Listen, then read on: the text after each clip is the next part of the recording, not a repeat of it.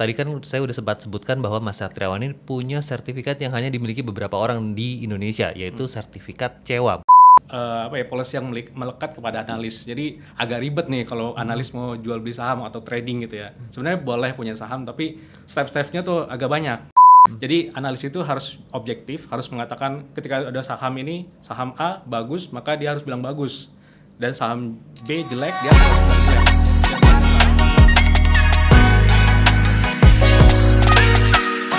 Hai my friends, kembali lagi dengan saya Johan di Tiger Talker. Hari ini kita akan kedatangan tamu spesial yang akan sharing lebih banyak mengenai analisa teknikal saham.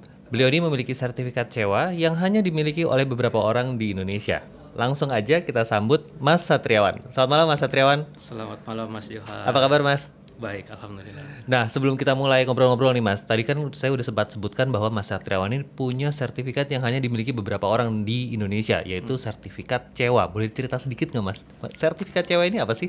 Ya, jadi CEWA itu singkatan dari Certified Elliott Wave Analyst. Jadi di dunia technical analyst memang mungkin yang orang tahu ya umumnya itu Certified Technical Analyst untuk technical analysis sendiri. Tapi untuk yang lebih spesifik ada namanya tekniknya atau kita sebutnya jurusnya Elliott Wave. Nah, untuk jurusnya itu tersendiri itu ada sertifikatnya sendiri. Namanya Certified Elliott Wave Analyst yang dikeluarkan oleh Elliott Wave International gitu. Oh, oke. Kan biasa kalau kita bicara technical analyst kan taunya support resistant gitu ya. Nah, kalau Elliott Wave ini sebenarnya ngukur apa sih, Mas? Ya. Jadi umumnya sih kurang lebih sama ya. Jadi kita lihat social moods dari market gitu. Karena kita lihatnya kan price and volume ya. Nah, dari price and volume itu kita bisa melihat bahwa harga itu bergerak berulang dan membentuk gelombang gitu. Jadi ada impuls, ada korektif. Impuls itu ada 5, korektif itu ada 3 dan itu akan berulang. Nah, di situ kita pelajari gimana perulangan itu terjadi gitu. Jadi sehingga kita bisa tahu nanti nih kapan ini harga saham atau indeks atau apapun itu mencapai topnya dan dia mencapai bottomnya. Nah, di situ nanti kita bisa cari peluang-peluang untuk trading. Oh, oke. Wah, itu menarik banget. Mungkin kita akan ngobrol lebih lanjut ya, Mas ya. Siap. Nah, mungkin sebelum kita bergerak lebih lanjut mau tanya sedikit nih Mas Satriawan, asal mulanya kenapa sih pengen jadi analis? Ya, jadi awalnya dulu waktu kuliah saya magang ya di perusahaan sekuritas juga. Di situ saya magang 2 bulan dan di situ saya baru tahu bahwa untuk masuk ke sekuritas itu harus punya license. Which is itu saat itu susah gitu ya. Jadi setelah saya selesai magang, saya tuh pelajari tuh gimana caranya saya bisa gitu lulus gitu ya.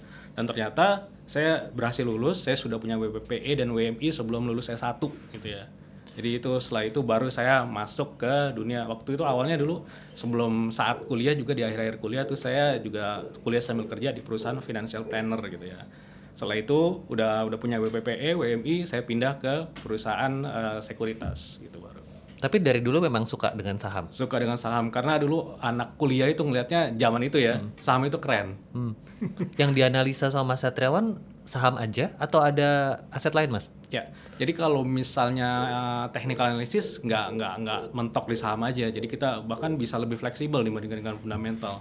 Karena kalau misalnya fundamental ditanya Bitcoin, mereka juga bingung jawabnya. Betul. Nanyanya ke kita yang technical gitu. Itu juga dengan komoditi gitu. Jadi lebih enaknya itu pakai technical. Oh, oke. Nah, ini Mas Satriawan udah punya sertifikat CEWA, ahli juga di bidang analisa teknikal ya. Berarti melakukan trading sendiri dong Mas? Trading saham sendiri sekarang. Uniknya kita sebagai analis di Maybank ya, ada namanya personal inherent policy. Apa jadi tuh? ya, jadi itu policy yang melekat kepada analis. Jadi agak ribet nih kalau analis mau jual beli saham atau trading gitu ya. Sebenarnya boleh punya saham tapi step-stepnya tuh agak banyak. Yang pertama kita harus dapat ACC dari atasan langsung secara tertulis ya. Kedua, brokernya itu ditunjuk oleh kantor. Jadi ada main dealer namanya disebut, nanti eksekusinya di situ. Dan kita baru bisa jualan itu T+5. Jadi kita beli saham itu T+0 sekarang, kita baru bisa jualan itu T+5. Jadi sebagai analis gitu memang ada keterbatasan untuk trading saham gitu. Oh, karena Mas Satriawan menganalisa sebenarnya untuk my friends ya, bukan Iya, untuk betul. diri sendiri ya. Jadi mungkin yang dikhawatirkan oleh tim compliance kita adalah objektivitasnya gitu ya. Jadi analis itu harus objektif, harus mengatakan ketika ada saham ini, saham A bagus, maka dia harus bilang bagus. Dan saham B jelek, dia harus bilang jelek. jangan sampai saham B ini jelek. Tapi karena kita punya saham, jadi kita bilang bagus. Nah itu yang nggak boleh. Oke, jadi supaya nggak bias gitu ya Mas betul. ya. Harus objektif bukan subjektif. Gitu. Berarti ini total udah berapa tahun Mas pengalaman menjadi analis? Kurang lebih di market sudah 14 tahun ya. 14 tahun ya. Ini berarti udah expert banget ya. Kalau boleh menilai diri sendiri nih Mas Satriawan, dari skala 0 sampai 100 seberapa akurat nih prediksi atau analisa Mas Satriawan? Ya, tentunya nggak 100% ya. Saya selalu menjaga gimana caranya tetap bertahan di 70-an, 70% ya. Jadi ya dari 10 kita berusaha benar 7 lah. Atau 6, jangan sampai 5 karena kalau 5 kan nanti 50-50 gitu. Jadi kalau bisa memang kalau misalnya saya hitung dari yang namanya Indonesia Technical Pointer kalau yang tiap daily kita bikin ya. Nah itu kurang lebih sekitar 65-an sampai 70-an win rate-nya atau benernya true false-nya, true rating-nya. Kalau 70% berarti sebenarnya udah bagus, udah cukup tinggi ya menurut saya ya. Mungkin nanti my friend bisa tanya cerita gitu ya. Ini cerita yang memang kalau misalnya itu biasanya nanyanya ke saya. Ke Mas Satriawan ya. Oke. Mas Satriawan, untuk my friends nih, kan kalau kita bicara investasi saham itu ada dua analisa yang dipakai ya Mas ya. Analisa fundamental dan analisa teknikal.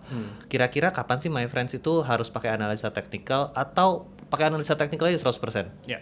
Jadi kalau misalnya analisa teknikal itu lebih kepada timingnya ya, kapan gitu ya. Jadi saya memang lebih setuju memang kalau saham itu fundamentally pakai saham-saham yang lihat kan fundamentally itu kan valuasinya ya, bagus atau enggak nih, is it good company atau bad company gitu ya.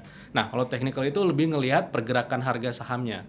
Kita lebih fokus ke harga saham dan volume gitu ya. Jadi kalau misalnya sahamnya price range-nya oke, volumenya juga didukung oke, nah itu kita lebih suka di situ.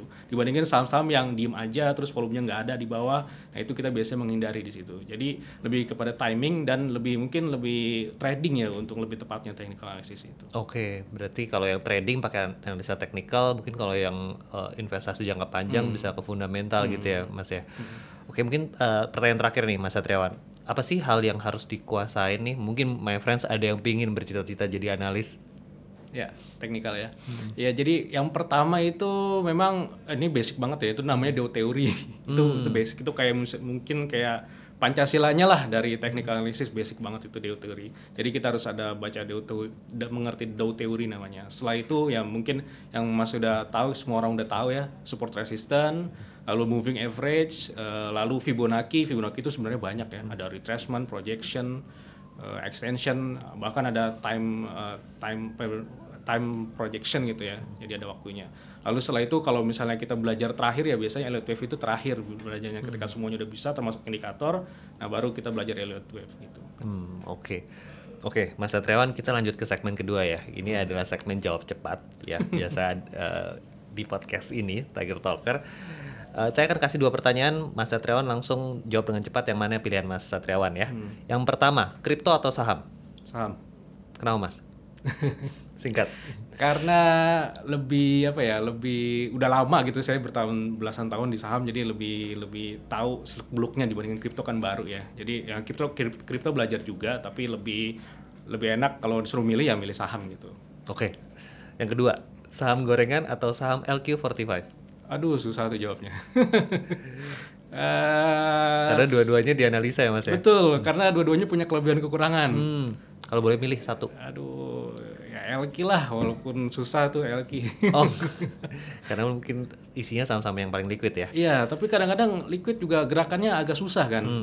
Kita misalnya ya let's say big banks atau Telkom sebesar itu kadang-kadang gerakannya sehari tetap di sini, besok naik 1%, turun 2%. Kalau momentumnya nggak ada ya di situ-situ aja gitu.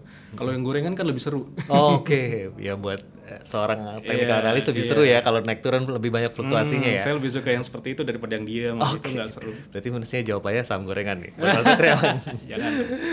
Oke, yang terakhir Mas Satriawan, candlestick atau line chart? Candlestick. Kenapa Mas?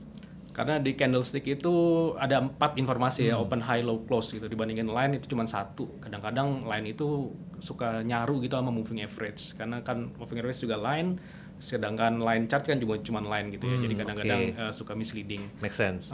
Sementara kalau misalnya candlestick itu ada macam-macam jurusnya gitu ya. Istilahnya gitu kayak morning star, inside bar dan sebagainya macamnya. Ada patternnya ya. Ada patternnya tentang pembalikannya, either top reversal atau bottom reversal. Jadi saya lebih suka dengan ya candlestick lah.